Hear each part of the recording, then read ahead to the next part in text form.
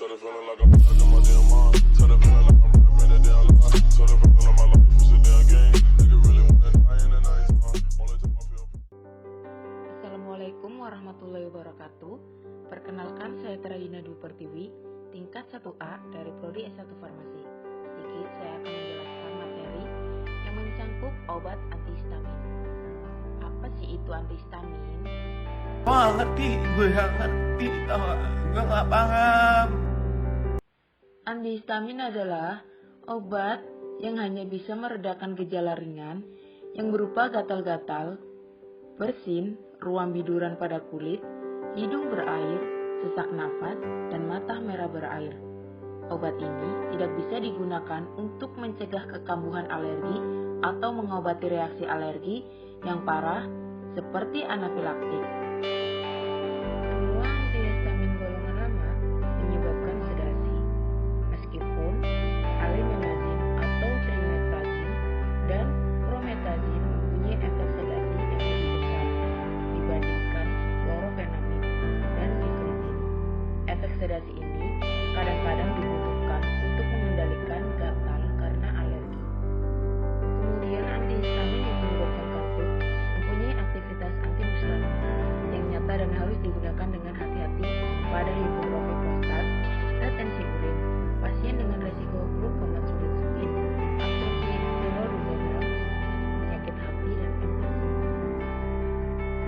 Obat alergi ini bekerja mengurangi atau memblokir produksi histamin dalam tubuh. Histamin adalah zat kimia yang diproduksi oleh sistem imun tubuh untuk melawan alergen yang sebenarnya tidak berbahaya. Histaminlah yang menyebabkan jaringan di hidung mata pasien membengkak sehingga terasa gatal. Beberapa orang mungkin butuh dosis yang lebih tinggi agar efeknya bisa lebih tahan lama. Berikut beberapa contoh obat histamin dari generasi pertama. Yang pertama ada difenidramin. Obat ini bekerja memblokir efek histamin yang menyebabkan gatal. Produk ini juga mengandung bahan lain seperti allantoin dan zinc asetat untuk meredakan masalah kulit seperti kulit kering, kulit basah, atau bernanah. Kemudian yang kedua ada chlorpheniramine. Chlorpheniramine tersedia dalam sediaan tablet, kunyah, permen, kapsul, dan suspensi cair. Seperti kapsul, tablet telan, dan tablet kunyah, dan suspensi cair direkomendasikan diminum setiap 4-6 jam sesuai kebutuhan. Sementara untuk tablet dan kapsul jangka panjang atau long acting diminum 2 kali sehari pada pagi dan sore hari sesuai kebutuhan. Kemudian yang ketiga ada clemastine. Versi generik dari clemastine dalam bentuk tablet dan suspensi cair dapat dibeli di apotek. Obat ini perlu diminum 2 atau 3 kali sehari. Ikuti petunjuk pada label resep dan minum clemastine persis seperti yang diarahkan dokter atau apoteker. Kemudian yang terakhir ada promethazin. Promethazin dapat dikombinasikan dengan obat-obatan lain untuk mengobati syok anafilaksis akibat reaksi alergi parah. Penggunaan obat ini harus dengan resep di bawah pengawasan dokter. Pasalnya, promethazin dapat menyebabkan pernapasan lambat atau berhenti. Promethazin juga tidak boleh diberikan kepada bayi atau anak-anak karena dapat menyebabkan bahaya yang fatal. Kemudian ada efek samping obat generasi pertama. Beberapa di antaranya adalah mulut, hidung, dan tenggorokan terasa kering. Kemudian sakit kepala berat, mual, muntah, kehilangan selera makan, sembelit atau susah buang air besar, dada terasa sesak, dan kelemahan otot. Kemudian ada obat generasi kedua. Selanjutnya dikembangkan untuk menyempurnakan generasi pertama yang efeknya kurang tahan lama. Obat generasi kedua juga lebih minim resiko, efek samping, dan tidak begitu membuat ngantuk sehabis diminum.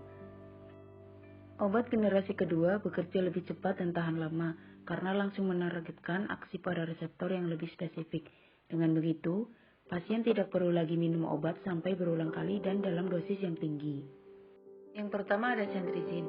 Cetirizine adalah obat antihistamin generasi kedua yang banyak diresepkan untuk alergi ringan. Cetirizine tersedia dalam bentuk tablet, sirup, dan obat tetes mata. Obat ini hanya perlu diminum sekali sehari.